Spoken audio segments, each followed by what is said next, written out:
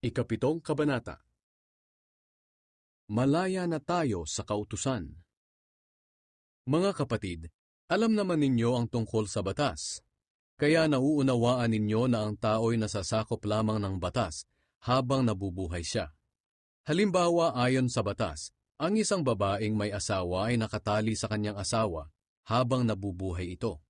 Pero kung namatay na ang kanyang asawa, malaya na siya sa batas tungkol sa mga mag-asawa. Kaya kung makikisama siya sa ibang lalaki habang buhay pa ang kanyang asawa, nagkakasala siya ng pangangalo niya. Pero kung patay na ang kanyang asawa, malaya na siya sa batas tungkol sa mga mag-asawa. At kung mag-asawa man siyang muli, hindi siya nagkakasala ng pangangalo niya. Ganyan din ang nangyari sa inyo, mga kapatid. Malaya na kayo sa kautusan sa pamamagitan ng pagkamatay ni Kristo. Muli siyang nabuhay at kayo'y pinag-isa sa Kanya para maging kapaki-pakinabang sa paglilingkod sa Diyos.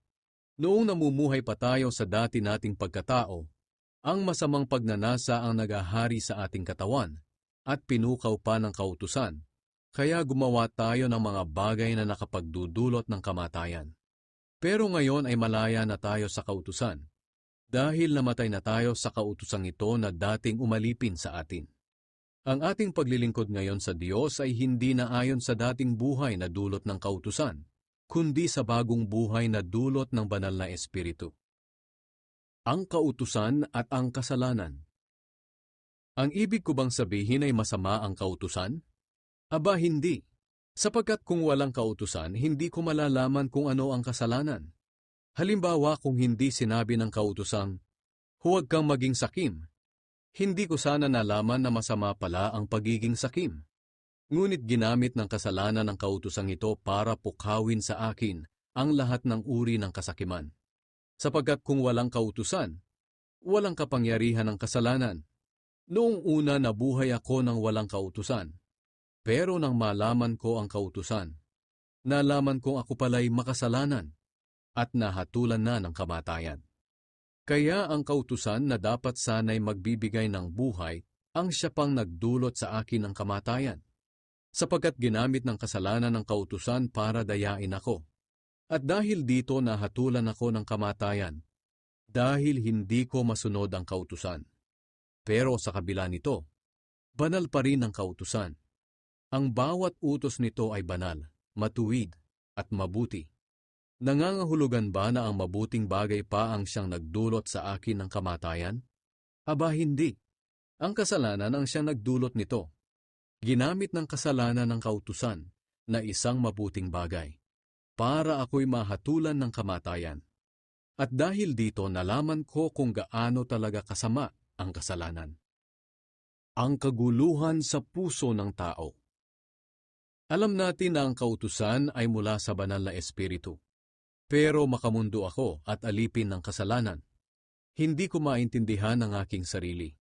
Dahil ang mabubuting bagay na gusto kong gawin ay hindi ko magawa. Pero ang mga bagay na ayaw kong gawin ang siya kong ginagawa. At kung ayaw ko ang mga ginagawa kong masama, ibig sabihin nito'y sumasang-ayon ako na tama nga ang sinasabi ng kautusan. Kaya hindi talaga ako ang gumagawa ng masama, kundi ang kasalanang likas sa akin. Alam kong walang mabuti sa akin. Ang tinutukoy ko ay ang makasalanan kong pagkatao. Dahil kahit gusto kong gumawa ng mabuti, hindi ko ito magawa. Dahil dito, ang mabubuting bagay na gusto kong gawin ay hindi ko magawa. Pero ang mga bagay na kinasusuklaman kong gawin, ang siya kong ginagawa.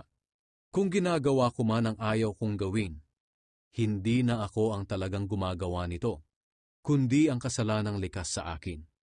Ito ang natuklasan ko tungkol sa aking sarili. Kung ibig kong gumawa ng mabuti, hinahadlangan ako ng kasamaang likas sa akin. Sa kaibuturan ng aking puso nalulugod ako sa kautusan ng Diyos.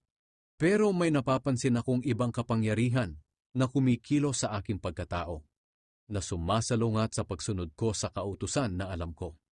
Dahil dito naging alipin ako ng kapangyarihan ng kasalanang likas sa aking pagkatao. Kawawa naman ako. Sino ang magliligtas sa akin sa makasalanan kong pagkatao na nagdudulot sa akin ng kamatayan?